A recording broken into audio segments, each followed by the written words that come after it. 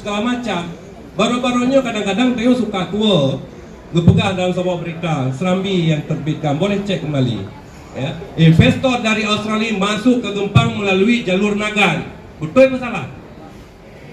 Betul apa salah Teo Madron? Kedua pentingan untangnya. Ini yang perlu kita perhatikan. Siapa yang mengizinkan mereka masuk? Ternyata setelah dicek ke PJ, jawabannya izinnya keluar dari provinsi. Drone orang PD harang depa apa yang dengan terjadi di PD-nya. Menghijau kemetatan yang depa ke?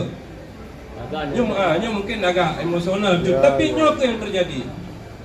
Bahkan sampai lo harus lencok prinsip lo PD. Mari masyarakat PD dang bersama-sama pertahankan sekalipun pusat. Kalau tidak ada manfaat untuk masyarakat PD, batalkan izin prinsip. Ya.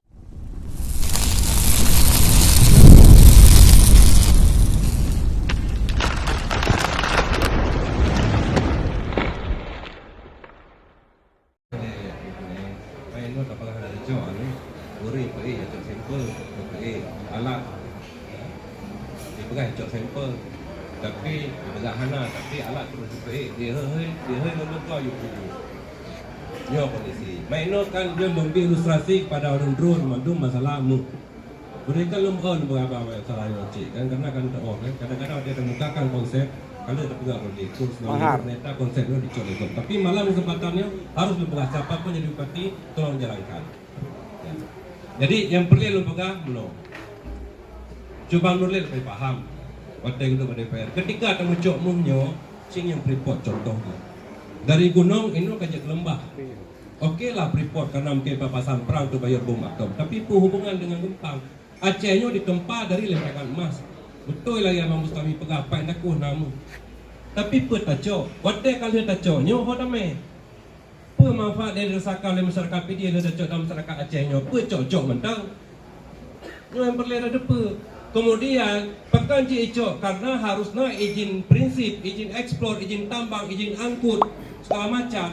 Baru-barunya kadang-kadang Teo suka tua ngepegang dalam sebuah berita Serambi yang terbitkan, boleh cek kembali ya. Investor dari Australia masuk ke Gempang melalui jalur Nagan. Betul apa salah? Betul apa salah Teo Madron? Kedua pentingan untangnya. Ini yang perlu kita perhatikan. Siapa yang mengizinkan mereka masuk? Ternyata setelah dicek ke PJ, jawabannya izinnya keluar dari provinsi. Drone orang PD harang depa apa yang dengan terjadi di PD-nya. Menghijau kemetatan yang depa ke? Nya mungkin agak emosional juga, tapi nyok yang terjadi. Bahkan sampai lo harus lencok prinsip lo PD. Mari masyarakat PD dang bersama-sama pertahankan sekalipun pusat. Kalau tidak ada manfaat untuk masyarakat PD, batalkan izin prinsip. Pengacara, ayo kita susun draft untuk pembatalan.